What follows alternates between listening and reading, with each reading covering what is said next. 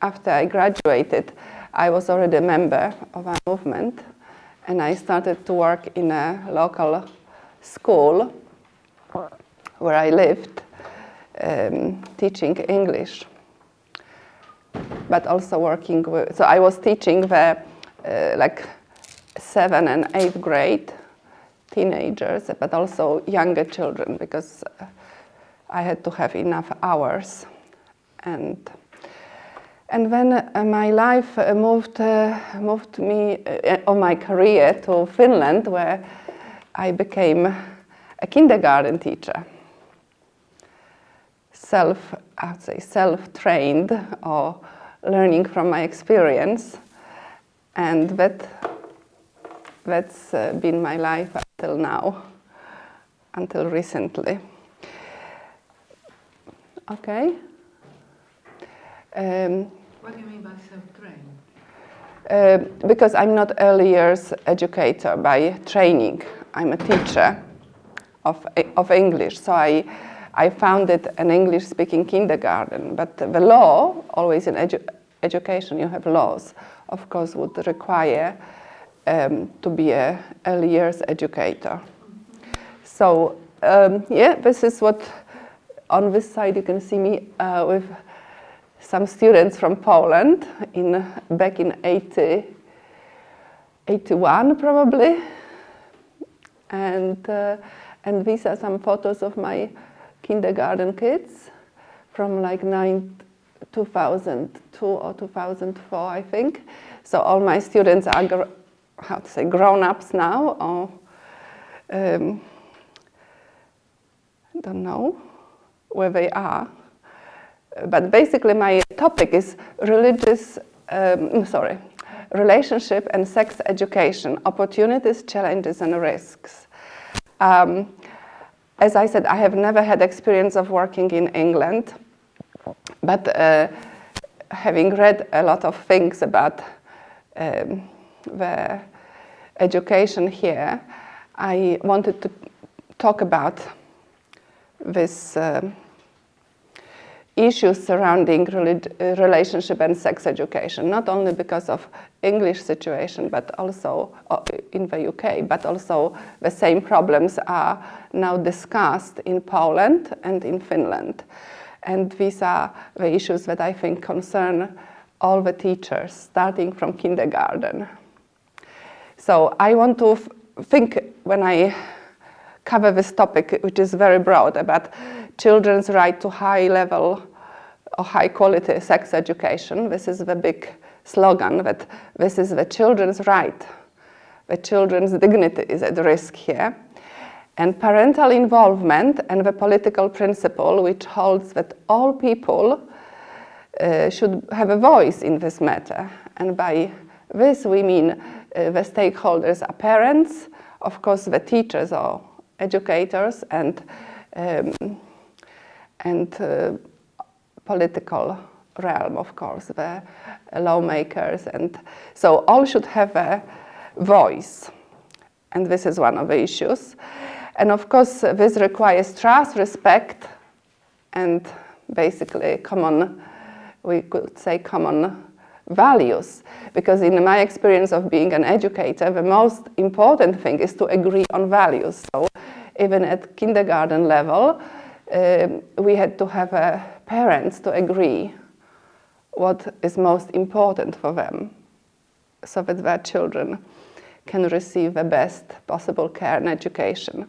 So the big question that I wanted to have time to think about is actually what should be taught and how, what pedagogy to use, and of course how to introduce this subject, because in United Kingdom it has been voted through Parliament that it is a compulsory part of a curriculum now, and overwhelming majority agrees that this is the way it should be. So, of course, there are arguments that this is necessary because of the context. In the past, the sex education was done somehow based on the decisions of of the schools, or it wasn't like statutory, they say, yeah? So it was done in different ways in different places, but now the argument is that the social context is so different that young people start their sexual experiences so much earlier, and basically education should keep us up to date with the trends, especially that sexual lifestyles and what they call orientations are like changing. But the most important thing, of course, is to safeguard, the safeguarding of children, and their health is at risk. But reality of schools, from what I understand of your country, United Kingdom, is that teachers deal with children who, there was a survey that over 80% of children face friendship issues when they attend school. So over 70% have low self-esteem, and half of them, 49%, have very low self-image. And now the growing problem is, of course, the sharing of inappropriate images. It's called sexting, or even pornography. So the government even plans to put some kind of blockers on porn sites so that children cannot access it. But really, the whole issue of this sex education can be traced to this 1920s, when sex stopped being this kind of taboo or terrible thing to talk about. And it was through Freud and then his student Reich, you say Reich, Wilhelm Reich, they postulated that we should embrace our sexuality. It's something wonderful, and it's definitely not just for procreation. So this started a revolution. It was kind of on hold because of the wars, but in the 60s, as we know, this simply became the issue of just freedom of our sexual expression, and anyone should have a right to have sex with anyone they want, whenever they want. And this trend is continued today. The only difference that today we are supposed to embrace sexual diversity. And that's why the sex education has been affected, but it became unsafe to actually teach children religious values. Like schools should not teach the tenets of their faith when they teach religion.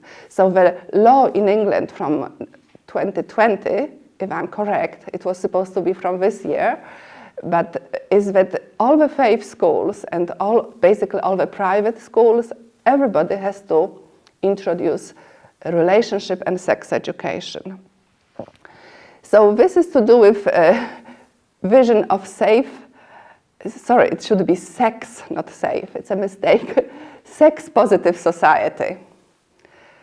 And do you agree with this kind of idea, that we should live in a sex-positive society? Don't know what it is. So if you want to learn more, you can search Helen Brooke.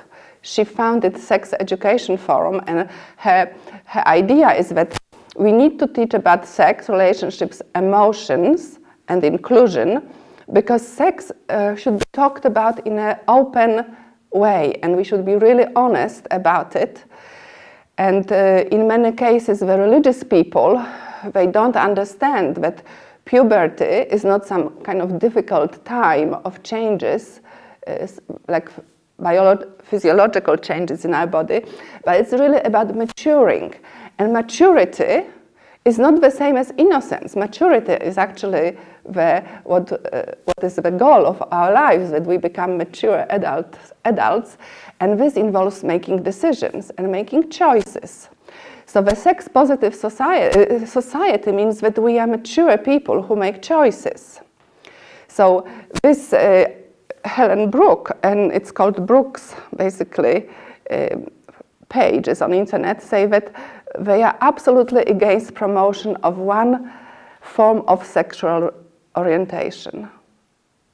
That is supposed to be sex-positive society. Understand? I'm trying. So basically, we are talking about choices. And this religious, I say religious relationship and sex education has to be inclusive for all children by 2020. In practical terms, it means fostering gender equality and LGBT, which is they have equal rights to be part of the education process. So until now, they have been discriminated, and according to a survey done in 2016, there was like a lot of debate about it. So 97% of students said that it should be inclusive of LGBT. 89 were basically said they have never talked about sex as pleasure, or no one taught them how to experience pleasure, and 97% missed of any discussion about gender identity. So this is fostering this atmosphere of respect, acceptance, and celebration of differences. We should overcome these problems. So basically, high quality sex education should erase this issue that students don't know about sexual pleasure, LGBT, and gender identity. Another survey that was done, I think that was in earlier times, in 2013. I can't give a source. What type of sex education would you prefer? And I think it was combined teachers and students and school basically authorities. So until now there was abstinence only possibility. So many schools were teaching that we should wait with sex until marriage.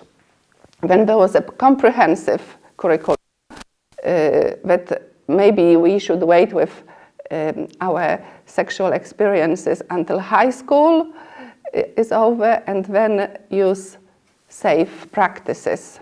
So, but basically also choose to wait. And the overwhelming majority basically agreed or responded that it should be a combination of both, so that both should be taught, comprehensive and this abstinence. They are equally important. So what does this mean? It means that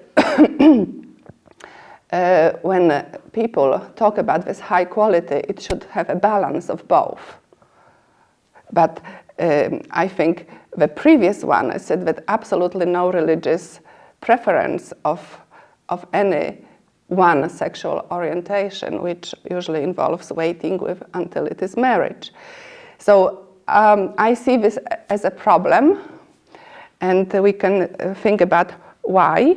But basically, when we talk about this curriculum, there's one big issue, that this Equality Act of 2010 protects anyone from discrimination, which means that basically if anyone takes steps to live as an opposite gender, or proposing to say, I am going to do this, is protected legally.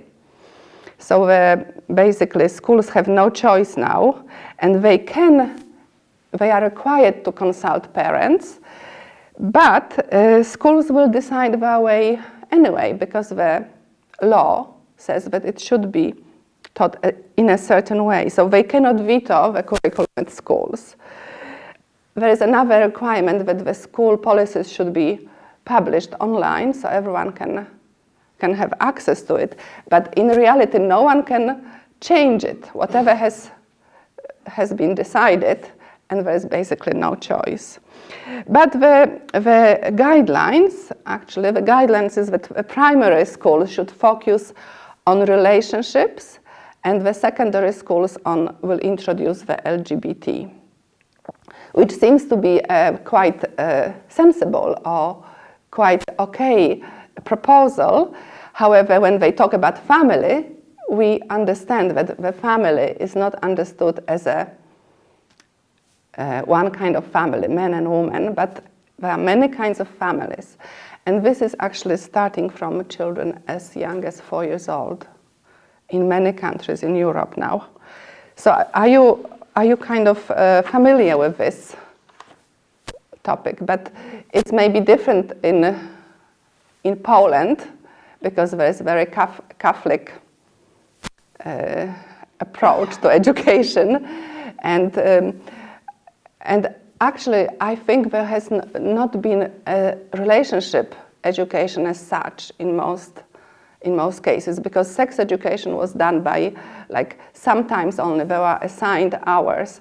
It wasn't comprehensive, like it wasn't introduced through a subject as such, but only hours. Maybe I don't know exactly how it is in England, but from the Finnish experience, there's a religious education where they can teach their own way, but there are also hours of where some outside agencies or some teachers come and talk to children.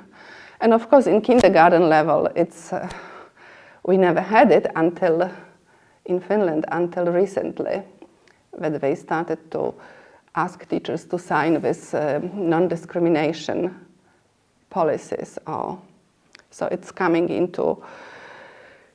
into effect in a way that children very early start to be introduced to the fact that there are different kinds of families, and they have to deal with the fact that also there's gender problems.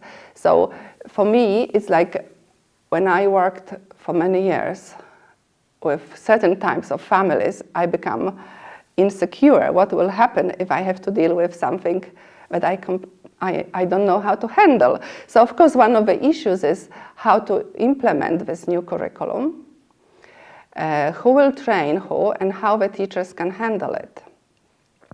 On the other hand, it's a very interesting opportunity. So now, if there is a moment, I would like you to take time, like in pairs maybe, and if you can think about what are the opportunities of the sex and relationship education. Can you sit maybe as free, or because we don't have much time? Or you can write on this. Oh, we just need one paper. Yeah, you just need one paper. You can pass to Stephen. So what would you see as an opportunity? What this sex and relationship education bring to the school, to the education as an opportunity? And then what would be the challenge and what is the risk? Just whatever comes to your mind. We don't have much time, so I would say maybe 5 minutes. Schools. In schools. Schools. Not at home or with parents, yes? For secondary school, who teach? Which teacher? Or if it's a teacher or nurse? That is one of the challenges, yeah, because they didn't decide for a moment. Well, there is a very intense training, I think, programs. They have to train the teachers. There are also other options that this can be spread across curriculum. Some things can be taught in biology and some can be taught in other, yeah. But basically, this will have to be introduced somehow. Yes. So ideally, through people who can talk about it comfortably, because not every teacher can talk about it. Like, I don't know how I would talk about it, yes? But this is an opportunity, maybe, to start discussing about these issues in an open and respectful way, like they say. So I just want some feedback from you. What you would consider as an opportunity, or as a risk, or as a challenge in this thing?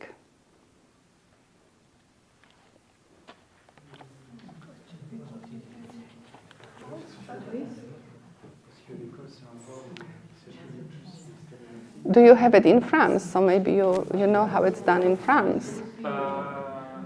history and geography teacher can talk about that.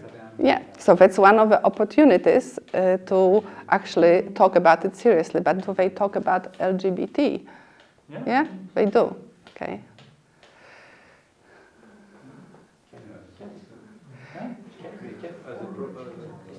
Yeah, because we have also education morale et civique, but it's not only us who do that, all teachers can teach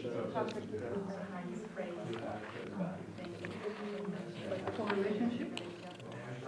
Relationship is supposed to be neutral. But is it like compulsory in all schools? Every school has to do that? I don't know for. I think yes, every school is in contract with the state. Okay. But there are schools where parents can send kids like Catholic school or Muslim school or... If you get money from state, even if you are Okay. Private school, because you get money from state, it's a contract. You receive money, you follow the program. But if you are completely private and you don't... Then you don't have to worry, yeah. But now in England, it's everybody. Everybody. That's one of the challenges, yeah? Because this becomes like a curriculum that has to be assessed, the subject that has to be evaluated, and it has to be implemented somehow. It has to be on the website, yeah? But after they explain we will see. Yeah, we'll see. Yeah, it's not the end of it.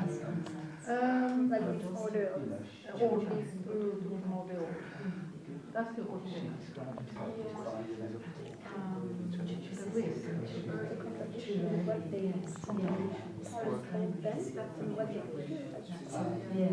Yes. Oh,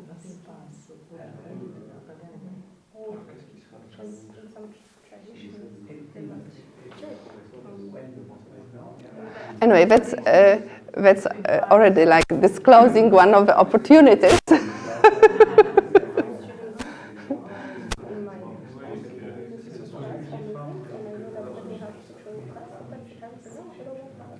you want that you can see the next slide?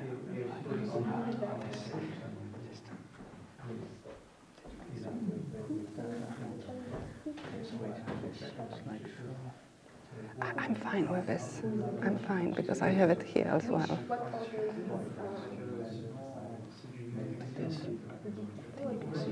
Oh, I can see here. So then I just move here. Okay, good. Thank you. Mostly my impression.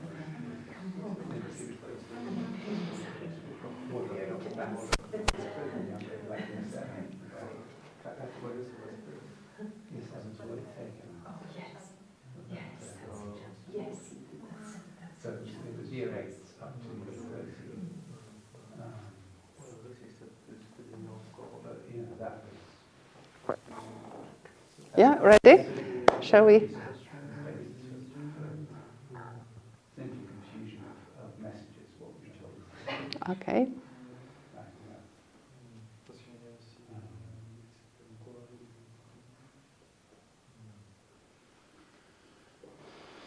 So any suggestions, because we can discuss it if there is enough time.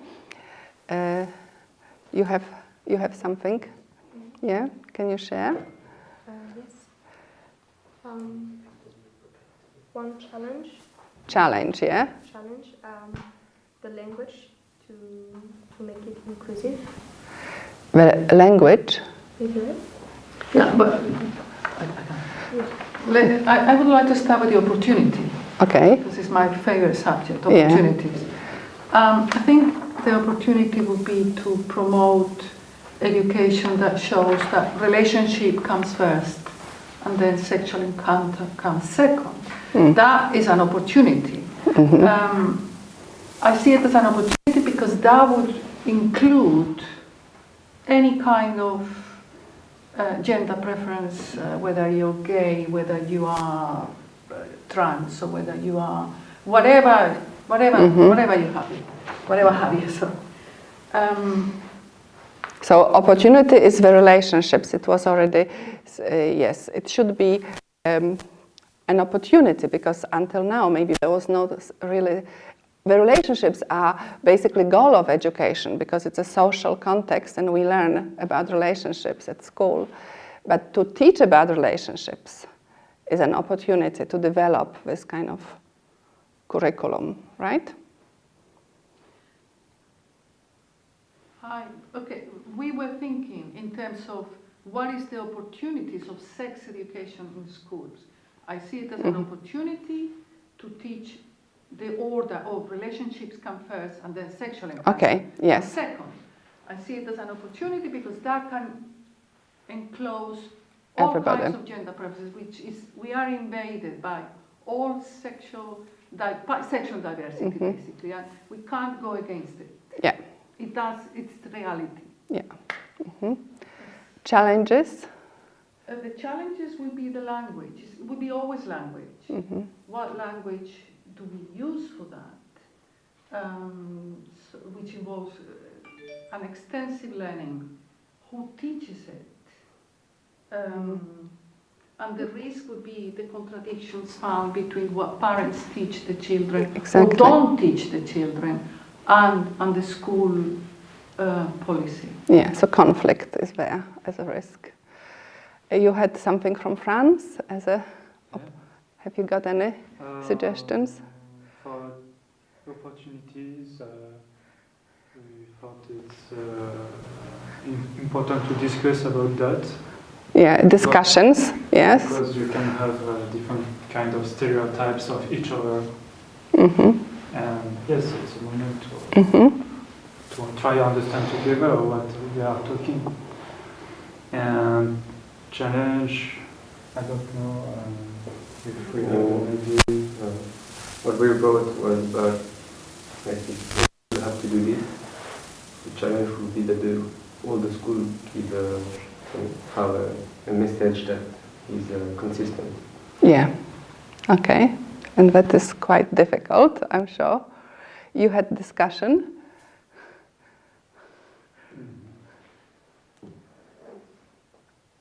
I think similar idea about the opportunities Mhm. is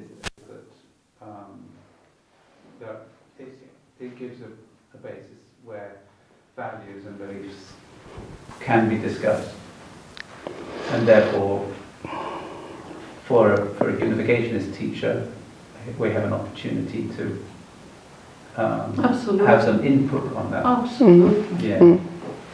So that's, Yeah. that's the opportunity. Especially when it comes to relationships, yeah, because we teach about give and take, and relationships should be taught from earliest age on the basis of we don't only receive but also have to give, or how this give and take can take place. Okay, Yasmin, maybe you have some ideas?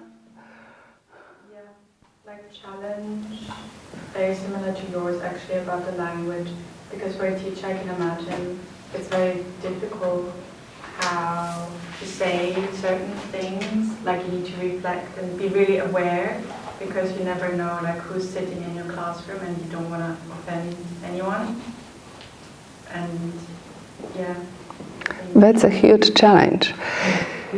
So, for example, my friend actually one of the pupils from that photo is a medical student now. She started at the university to study medicine, and already from the first year they have some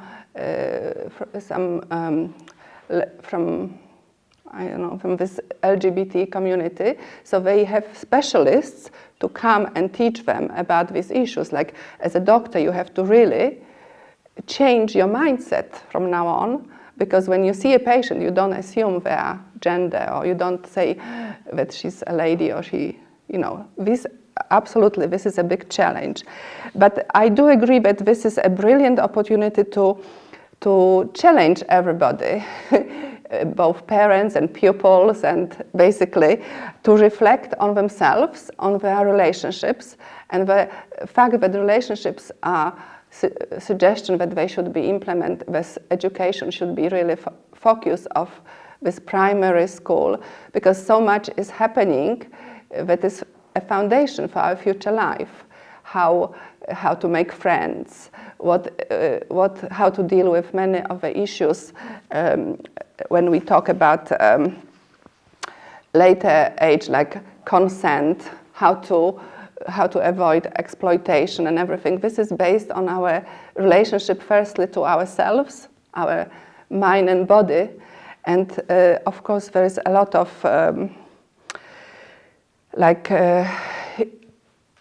opportunities to talk about what are destructive cultures, where the sex is not, treated in the way that we value, and basically children can learn a lot from biology about it, not only from this sex education, but in other subjects. But the relationship, for me, this is a huge opportunity if, of course, it is taken seriously. But that is a challenge. When we talk about relationship and sex, what do you think it's easier to teach? Sorry, I'm not with you when you say it's taken seriously.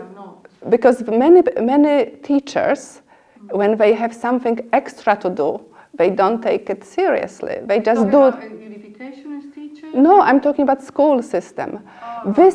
This is all my talk is about schools. How you teach relationships at schools, because there's no such topic. At least I don't know if my children had any of such lessons.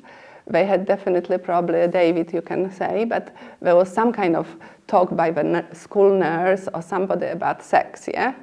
Mainly from the point of view of to scare them that there are some diseases or there's possibility of, unwanted pregnancy and all the risks. But now it has to be in a positive way. So opportunity comes to talk about the fact that we need relationship with someone to have before we can have sex, like you said. But this is a subject at school that can cover all kinds of issues like pornography and internet safety and everything else. So there are many opportunities there. Especially this relationship, and this person called Nick Halsham says that actually this is something that should be focus of this subject, and I agree with this. But there are challenges, like as you said, that many views will conflict, for example, parents and teachers, or even amongst the teachers, yeah? People might have different ideas. So the students are usually very curious and ask if they trust the teacher or they have relationship. What do you think about this? And we just talked about this. And then there is religious versus liberal views conflict, because many children from religious families will be exposed to something that might be difficult for them. But this, as a unificationist, I'm just focusing on unificationist teachers. It's quite easy. I'm not focusing on unification. Oh, I am. Yeah. So that's the difference. Mm-hmm. That's the difference. I'm talking about the fact that, this young lady here, who was our previous speaker, she works at school. It's not a unification school. We don't. I don't think we have any such schools in Europe, right? No, but we are ought to be able to be anywhere. Right, but Otherwise we're wasting our time in as a unification teacher who would have to be involved in this topic, then you would be in conflict with the liberal views. Not necessarily. Not necessarily, but in the end, every teacher has to sign this declaration that you are accepting the non-discrimination law. Yeah? So if I understood well, it's an act of parliament. Yes. And what is the position of a government? Yes, it's the position of a Because government. If you make an act of parliament, you have guidelines, but after the government suggest interpretation guidelines to help everybody to fit in this act.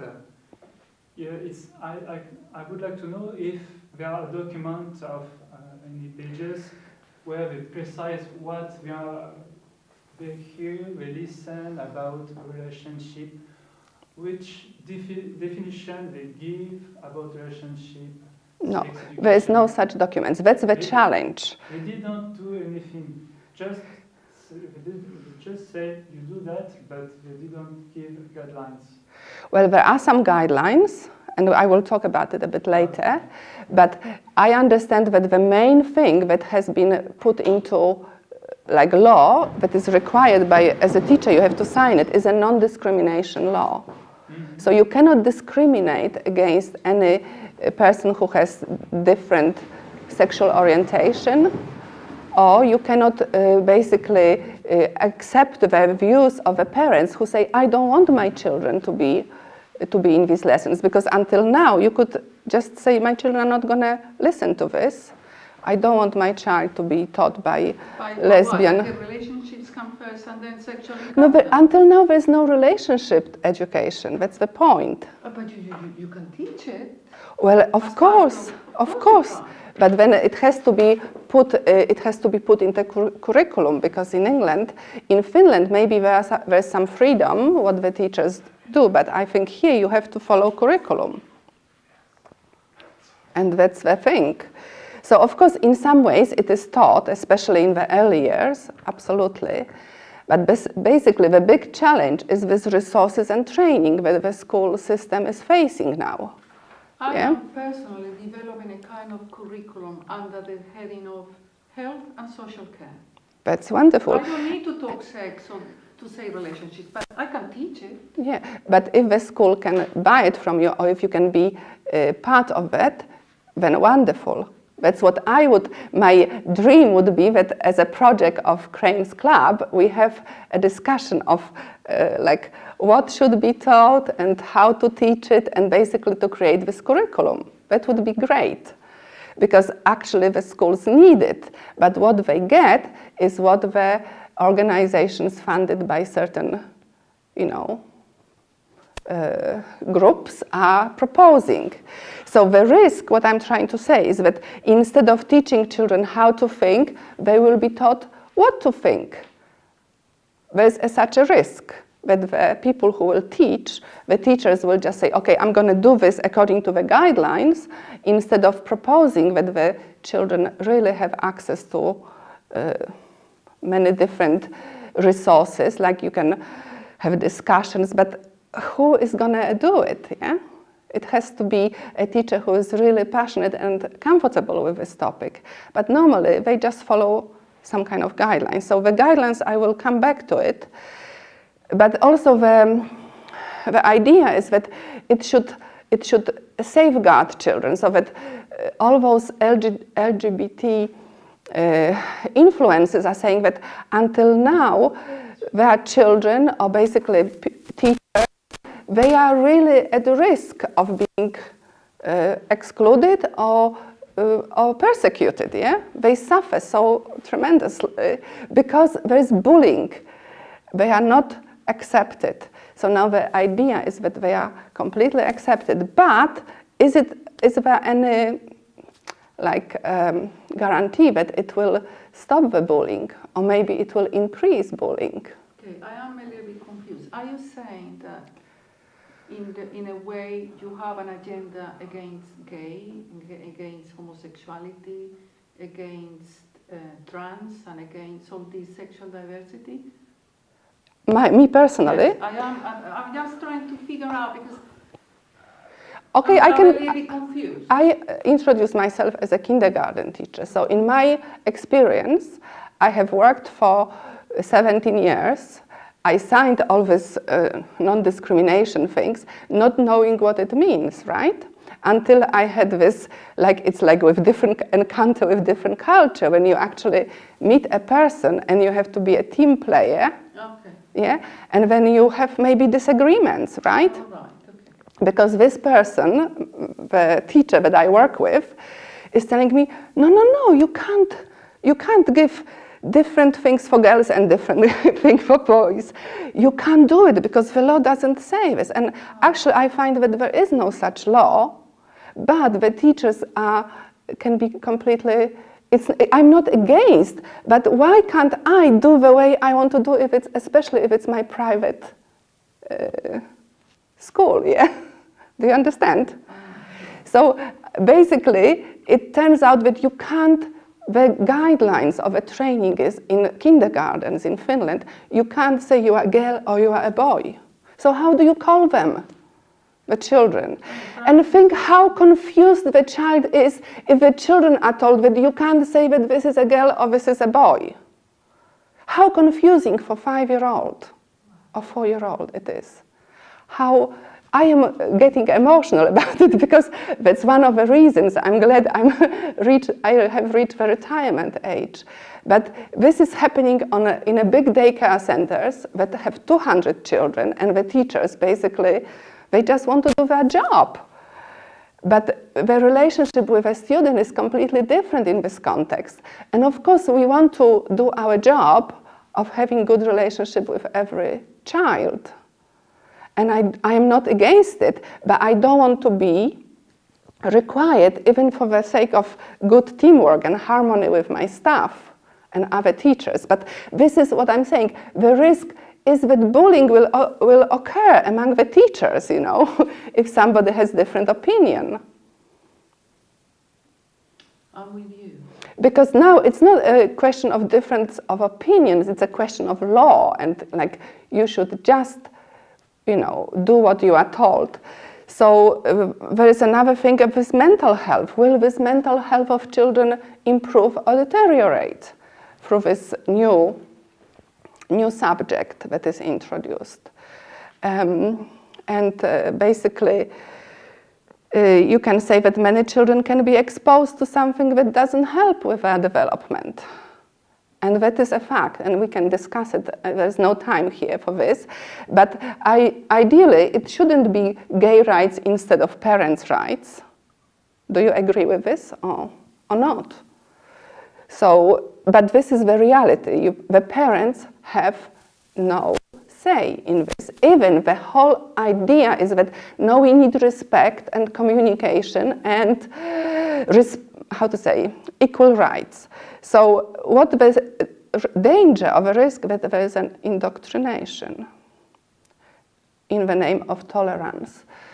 But the real problem is like, what are your views on this? As a teacher, I'm not asking you personally because there's no time. I'm sure there can be another workshop when this can be discussed. But when you are a teacher, you have to think what should be taught, because if you don't agree with it, how can you teach it? Right, Chris? Yeah. So what should children? Who is actually deciding? So to answer also your question, there are different kinds of programs. Some are like No Strangers, and other, I can't remember the names now, but there is one called Welcoming Schools program. I think it's implemented in one of the Scandinavian countries, where children 4 to 5 have to learn about definitions of what is bisexual, what is gender expansive, lesbian, queer, transgender. How can children that age learn something they don't understand? So this is what I was trained, is that you can only teach what children are capable of understanding. Certain things are not for certain ages, so the big risk that something is taught that children cannot understand. They don't learn. So it's a waste of time, waste of energy. So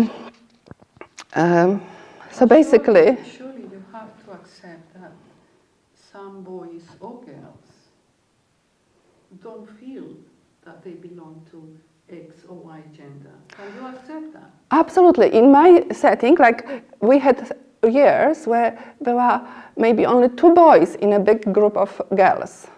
Stephen, you remember, we were like saying, where are the boys, yeah? And the boys were so happy to play with the girls. They, you know how children play. You are the dog and you are daddy or whatever, the boys were so happy to play with girls. They were dressed up as princesses, you know. We had toilets that were open, so there was no problem when you don't make it a problem. And I think now they are trying to make it a problem. So that, of course, when there is a parent who has a child who they think is opposite sex, then there should be a process or procedure in the curriculum how to handle it. But now it is already decided that everyone else has to be educated how to be inclusive. But it is really, until now, I understood that this is like special case, and we just trying to do this anti-bullying policy as we have here, which involves being, how to say, normal human beings, instead of introducing things that confuse, basically, the children. So that is one of the risks. I'm not saying I'm for or against, but the purpose of education is to actually, as it was mentioned in the beginning, to foster the well-being or foster the health of the children, not to basically create risks. And as you mentioned, this Department of Education published draft guidance last July in the United Kingdom. And the topics to be covered, I don't have a slide for you, but there's families, one topic, respectful relationships, including friendships, online and media, secondary, and for secondary schools should be intimate and sexual relationships and sexual health. So this is a broad topic, yeah? But for health education, they proposed prevention and basically all the challenges that adolescents make. So this is for health education, because apart from relationship and sex education in England, you have also personal, social and health education topic or subject. But what I personally feel, that basically this sex and relationship education shouldn't be just one topic or one like new thing that everyone struggles with, but it should be spread throughout the curriculum, so that, for example, biology lessons can include a lot of information about our sexual health, and computer lessons should include, for example, the dangers like grooming and sexual abuse through internet. And basically, religious education could be about different laws in different religions, and through this we learn respect. And that was the way I was educated about religious education, because I'm also a religious education teacher, that we should be open to everybody and based on our understanding.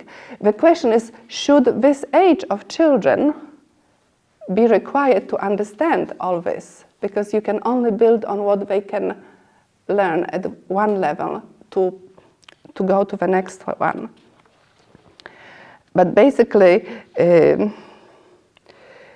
especially religious education could give a kind of context to what influences our sexual behavior, like depending on our religion and so on. And the most important thing, I know it's time is over, but when it comes to the opportunities that maybe can be used by unificationists, is how to teach the relationship skills. So in real life, our relationship skills develop naturally. First, we learn from our home, from our parents. So the first person to have a relationship is our mother. So that is something to include in this education, that the first relationship with someone that we learning how to be secure, how to attach to, and have basically healthy relationship with. And of course, second relationship is with a father. And basically all relationships, other relationships are extension of that, with brothers and sisters and so on. So if this relationship with the parents can help us become assertive, honest, direct, and respectful, especially when it comes to communication, then all other things should be okay. We shouldn't have many problems in life. But the reality of schools and of the families is so sad.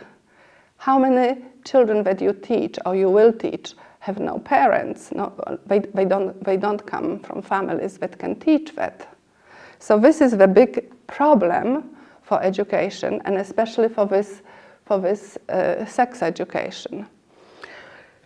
So, but of course, it's not so gloomy, because there is still a possibility to talk about how to find balance in friendships, that friendships is not that I have to have this one friend, but I can spend time with many friends, and how to balance this, and how not to feel, how to say that, that if one relationship doesn't work, then it means already a very, how to say, so it should be taught what makes a good friend, and what, how to end relationships. And the example of curriculum topics to answer your question was like peer pressure, for example, that should be included in schools, because peer pressure is a big factor in this LGBT inclusion and bullying and so on. Then social media should be another topic, celebrity culture, self-esteem, and body image. So I just have to go very quickly through my, and also there is something called sexting now, for children to be informed at school that actually sexting is illegal. Do you know what sexting is? Yeah. So many don't know about it, but it is really, that for person under the age of 18 is also illegal. We don't understand that. Sexting is, it refers to sexual content and images via mobile phone. So many young girls, they make photos of themselves and they send it to somebody. Or they spread the other children's images among friends to cause problems. Prevent about that. Yes, actually it's illegal to inform them about it. And then there is the topic of understanding the relationship of the state to sexual education.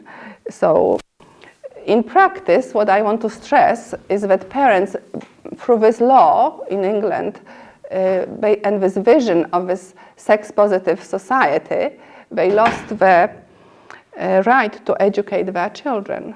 One can say it is the fact. Because basically the values deny the veto from parents. And maybe you heard from some media reports that this was the case in Birmingham or somewhere. And it's quite obvious that it's not going to stop the implementation of this curriculum. And of course, the teachers, as teachers, we have influence on our pupils. So as a teacher, the way you talk about sex with, you somehow pass a message.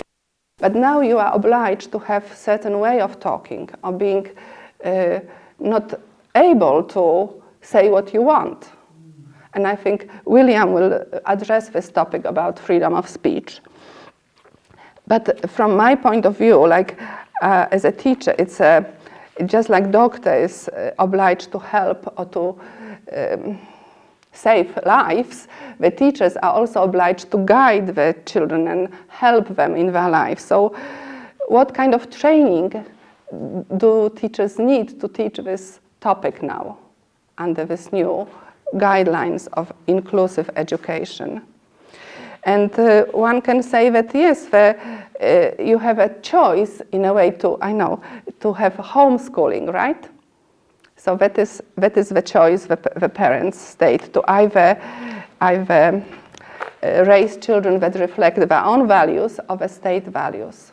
Thank you. I don't have much time, but so this would be our ideal sex education, right? but actually inclusive means we have to teach this. Right? Thank you for listening.